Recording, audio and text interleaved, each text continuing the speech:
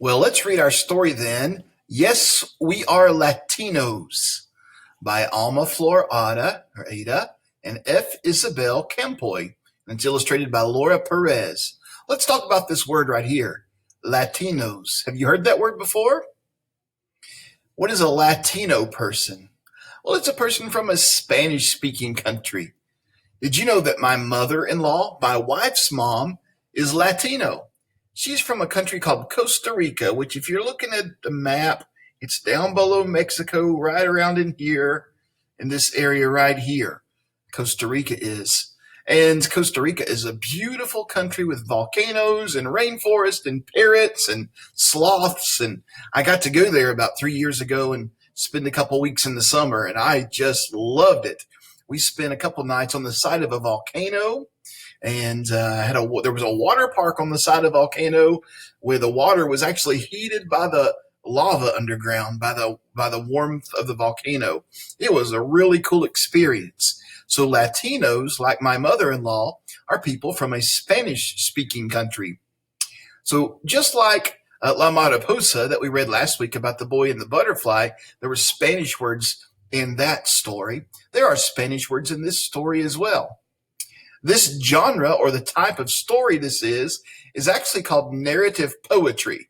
Now, as we read this story, it doesn't seem like it's poetry, but the way the structure that the words are set up in, they're in stanzas, like you might see in your church hymnal, or you might read in a poem book, a book of poetry.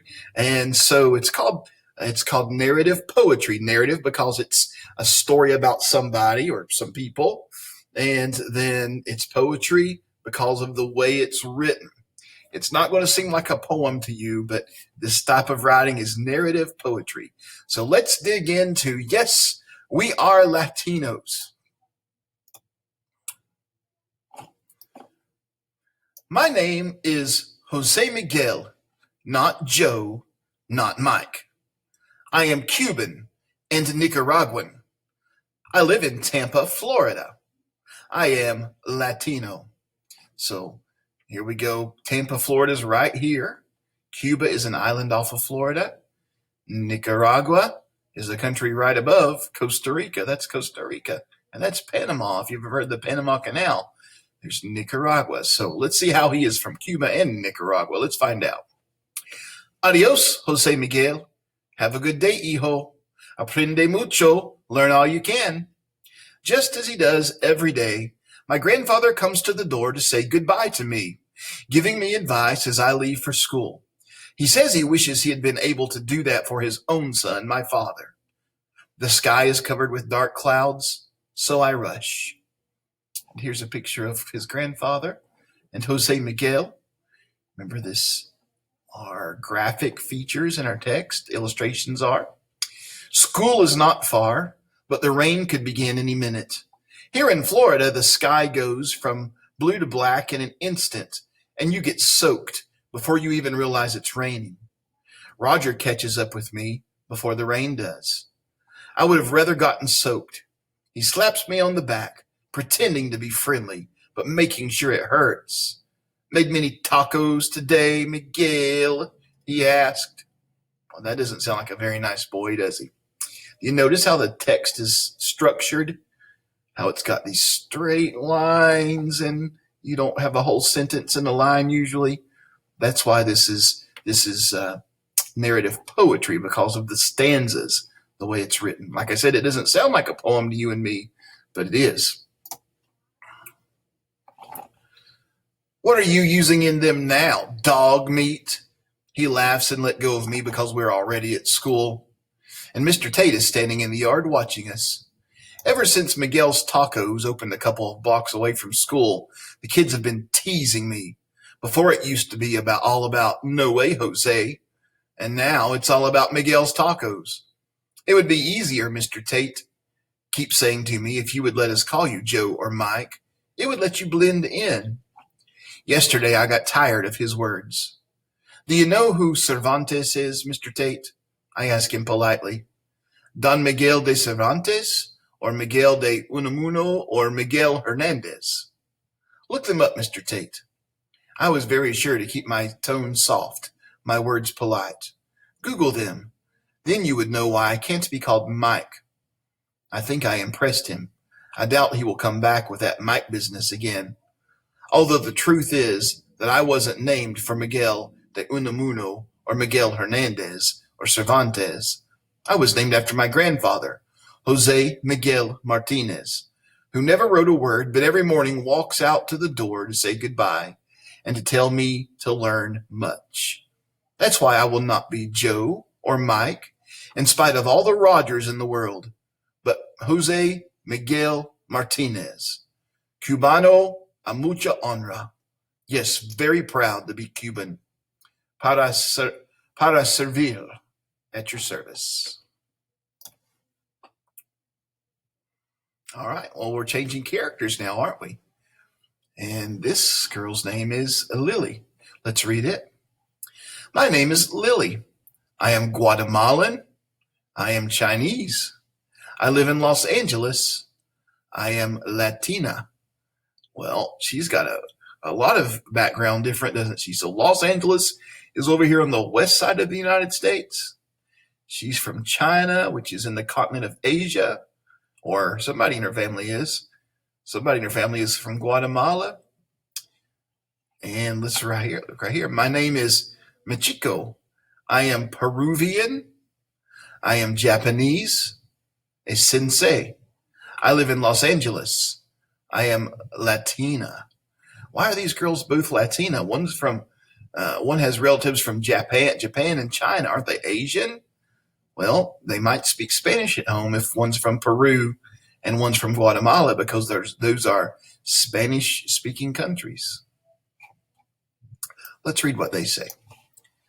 I'm used to the expressions of surprise and wonder. For first time, people hear me speaking Spanish. Let me say that again. I didn't read that right.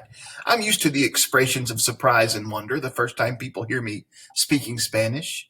They often make comments like, for you Chinese people, learning languages must be easy.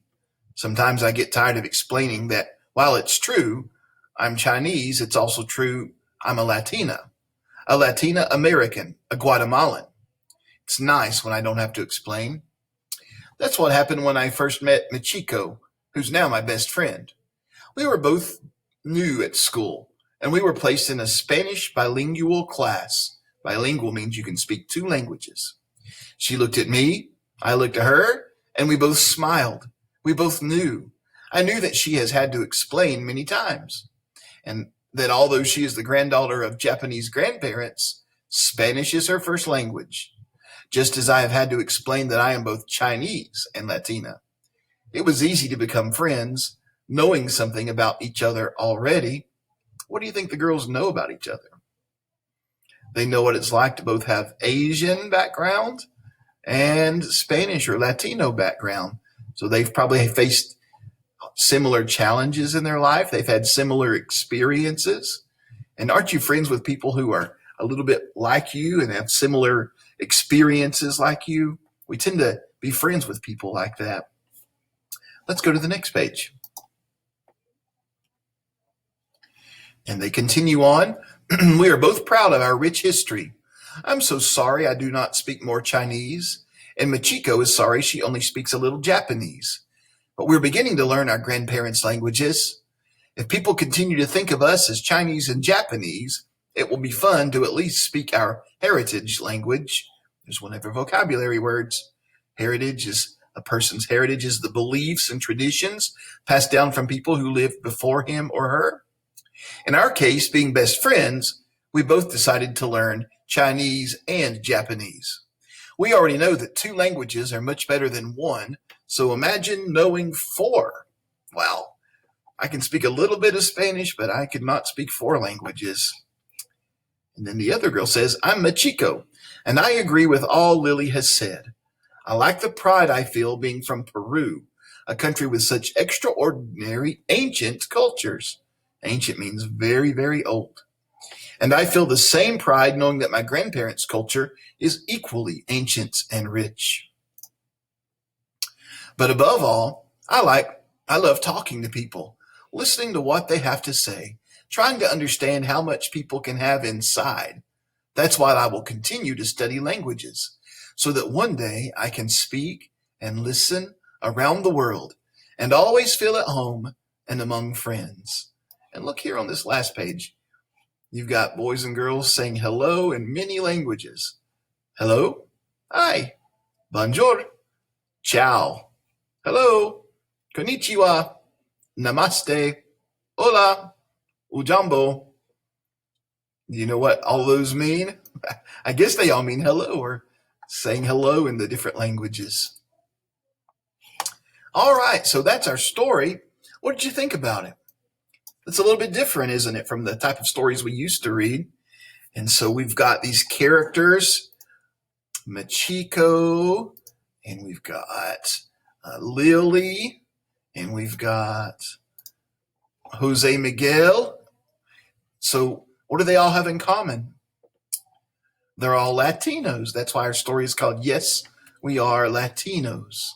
So they have very different backgrounds, though, don't they? They've got ancestors from different countries. That some of them, both of Jose Miguel's ancestors are from Spanish-speaking countries, but the other two girls have grandparents from Asian-speaking countries, but they speak Spanish. So that makes them very unique. Have you ever wanted to learn a new language? I would like to learn more Spanish. Like I said, I can speak a little bit, but not a whole lot. Learning languages would be fun. You know, in our classes at school, we have some people who have different backgrounds too, don't we? Even in our class, even in our own class, I think we probably have at least one person with an Asian background, and we have one person with maybe Hispanic background of some kind, maybe Mexico. And we have boys and girls in our school and that are friends with us who have these neat heritages from other countries.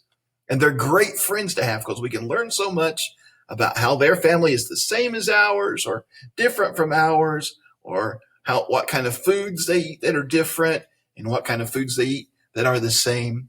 My daughter Brooke had two friends that were her best girlfriends all the way throughout high school. Their names were Kate and Ashley Martinez. And they were both Latino. Both of the girls, they were twin sisters. And their dad was from Mexico and their mom was from Guatemala. And so sometimes my daughter Brooke, she would go spend the night with them, and she would always come home talking about the delicious Latino food that she would eat at their house. Very different from what kind of food we eat at my house.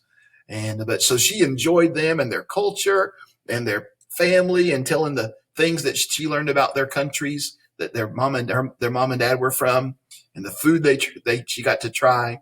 Learning this stuff is new. Sometimes we look at them and say, "Ooh, they're different. I don't want to have anything to do with them." But we don't need to do that.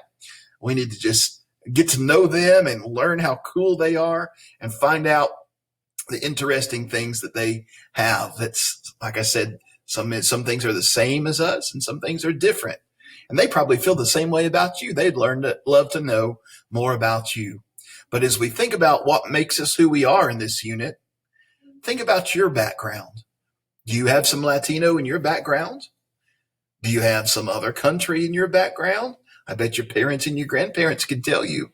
Why don't you find out today something about your heritage? All right, we'll talk to you later.